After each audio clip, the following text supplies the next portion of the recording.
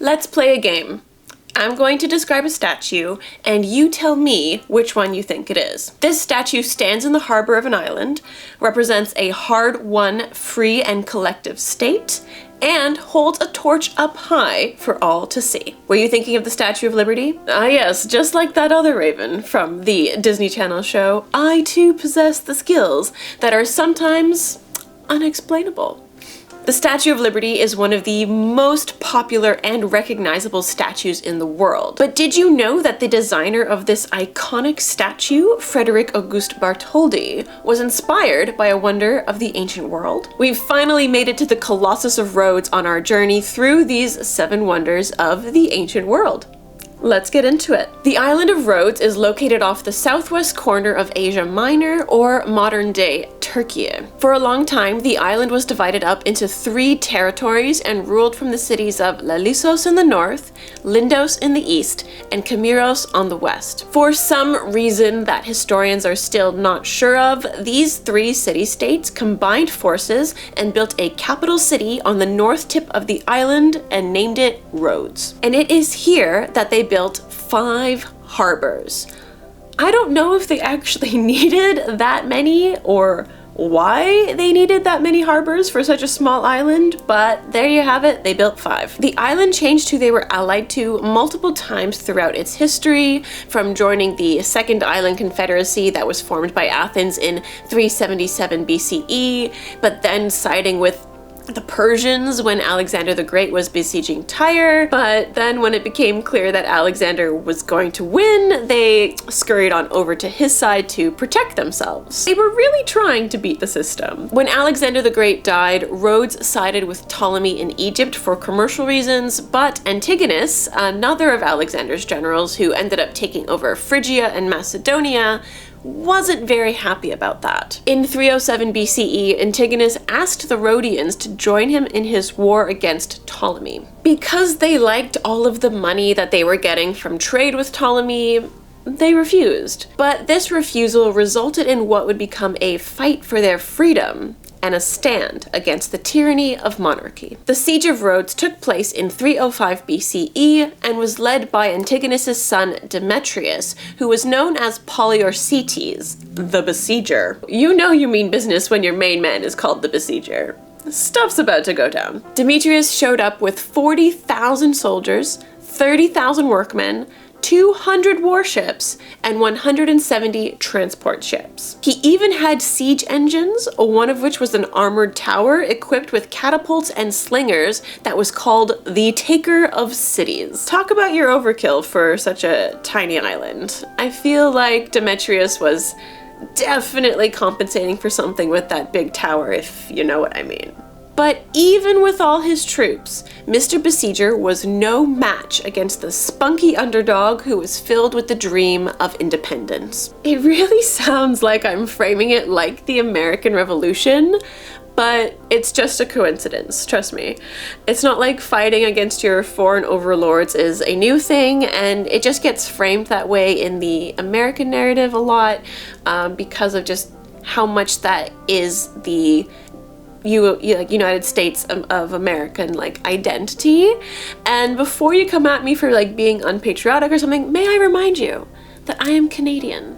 Okay, I'm just gonna put that out there. But that's just, I'm looking at it from the outside. The people of Rhodes banded together and held the siege off for an entire year. After that, Antigonus ordered Demetrius to make peace, agreeing to the Rhodian terms of continuing to be a free state, but an ally of Antigonus against everyone but Egypt. I have to give it to Demetrius, though. He was so impressed with the Rhodian spirit that he left all of his siege engines behind. To celebrate, the Rhodians sold all of the equipment, and with the money that they got for it, which was a lot because siege towers are very pricey, they began constructing an enormous bronze statue in honor of their patron deity Helios, the sun god. This statue was better known as the Colossus of Rhodes. The Colossus is the wonder of the ancient world that we know the least about.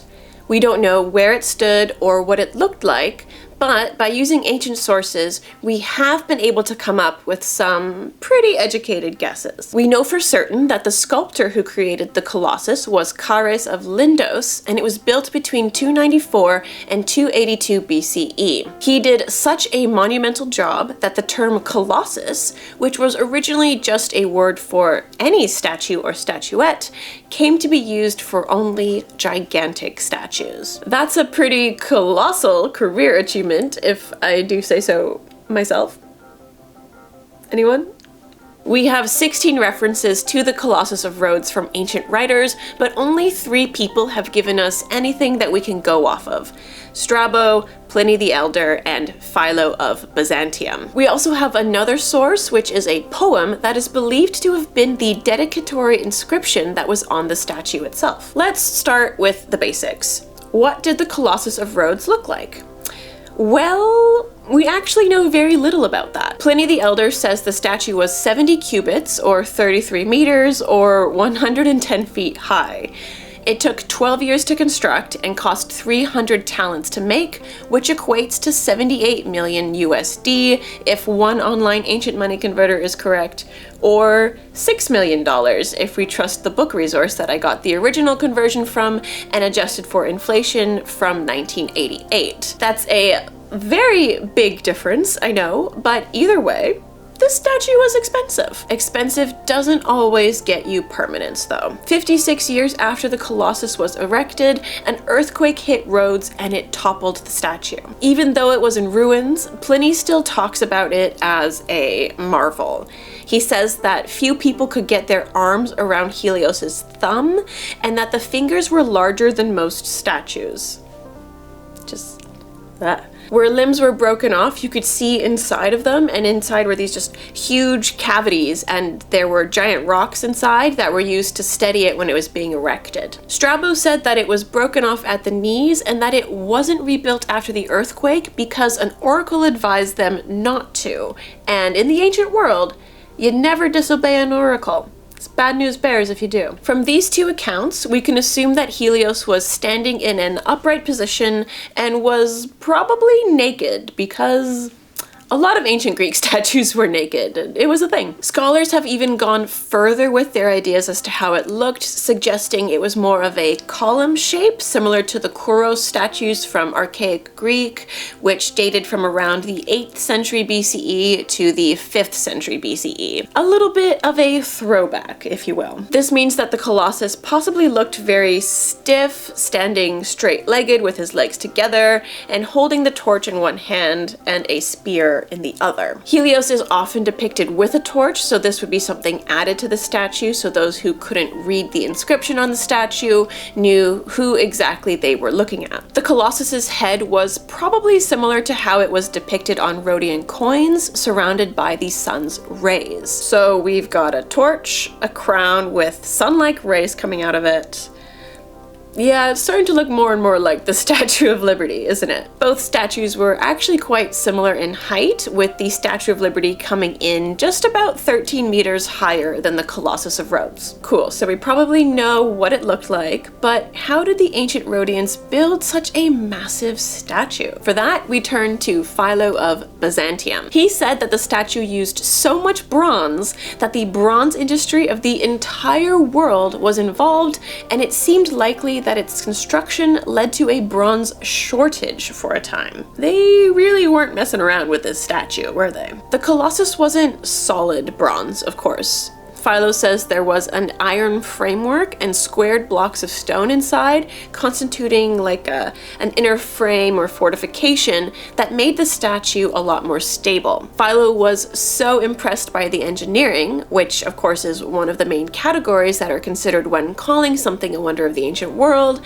that he said that the hidden part of the labor was greater than the visible part. The best way I can think about it with like a comparison is seeing the inner workings of a clock or a watch, where you can just see the mastery behind it and the precision, and it makes it beautiful on the top, but what's inside is what is really the masterpiece. The base of the statue was made of white marble that was fixed to the statue all the way up to its ankle joints for stability. To build the actual statue itself, the bronze was cast in sections, and after each section, a bunch of earth was heaped up around it to carry out the next section. It's very savvy ancient scaffolding and protection, if you will. This method of construction also sort of gives us a hint as how the statue would have been posed.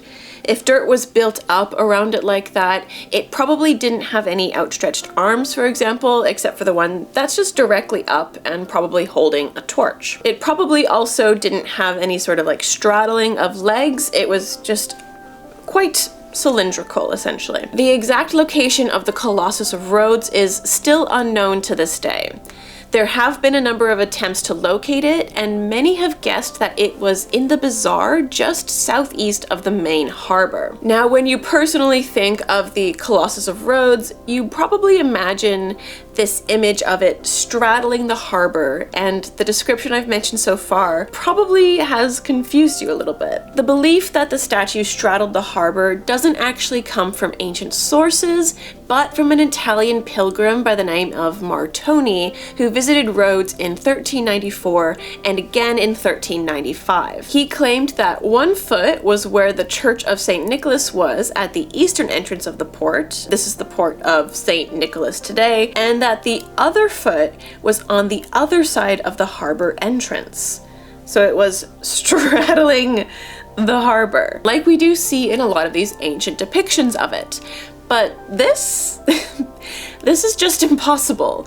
The harbor was over 400 meters wide, and making a statue that hovered over top of it on two measly, though thick, I'm sure, thick thighs is just a disaster waiting to happen. I can just imagine it falling over into the water and causing a mini tsunami on the island. Like, yeah. No thank you. Regardless of its fantasticalness, this idea still took hold of our imaginations, as well as the thought that the torch was lit and served as a lighthouse. This idea sparked the tradition of putting colossal statues at the entrances of harbors and spawned an entire series of colossuses around the ancient world, such as at the ancient harbors of Ostia in Rome and Caesarea in Palestine. There are, however, those who reject the idea that the Colossus was located at the harbor because, one, it doesn't seem likely that they would let a statue that big take up such valuable land at the harbor, especially when it just kind of like lay there in ruins after the earthquake in 226 BCE. And secondly, one ancient author does say that the statue knocked down many houses when it fell. This means that it would have been in a much more residential area. The most probable location for the Colossus of Rhodes is at the site of the Turkish school at the top of the Street of Knights, which sounds really cool. Rhodes has some epic street names, I must go. The school was built on the site of a church that was dedicated to St. John of the Colossus. Of the Colossus was a term used in the Middle Ages to refer to the entire city of Rhodes, but based on multiple inscriptions, the Temple of Helios was located in this same area in antiquity. And in typical ancient religious practice, you normally dedicated thank offerings in the sanctuary of the god that it was for. Since the Colossus was built as a thank offering for Demetrius ending his siege on the island, this would be the logical place for the Rhodians to build such a massive statue.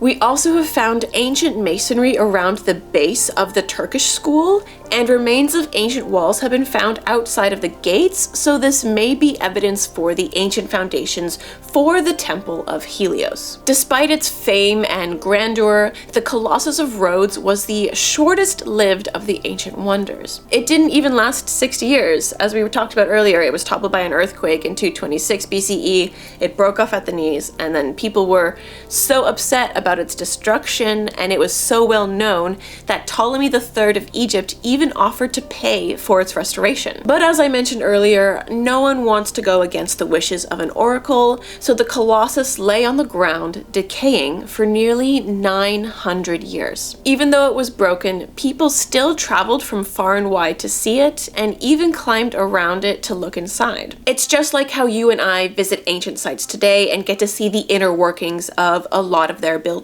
As for the fate of the ruins, the Arabs plundered Rhodes in 654 CE and transported fragments of the statue to Asia Minor and sold them to someone from Emesa. The story goes that the remains were brought to Syria on the backs of 900 camels. And because bronze was so valuable back in the day and was constantly melted and reused, the Colossus of Rhodes is now lost to time, but its memory and message lives on in two other statues that straddle the Atlantic. Thanks so much for watching today, you guys. If you liked that video, you know what to do. Hit that subscribe, hit the like button, hit the bell icon so you don't miss the final video in our 7 Wonders of the Ancient World series, which is coming out next, which is very exciting. Big thanks to all of my patrons over on Patreon. If you like the channel, you want to help support the channel and get early access to all of my videos, click the link in my bio, head on over to my Patreon and become a patron.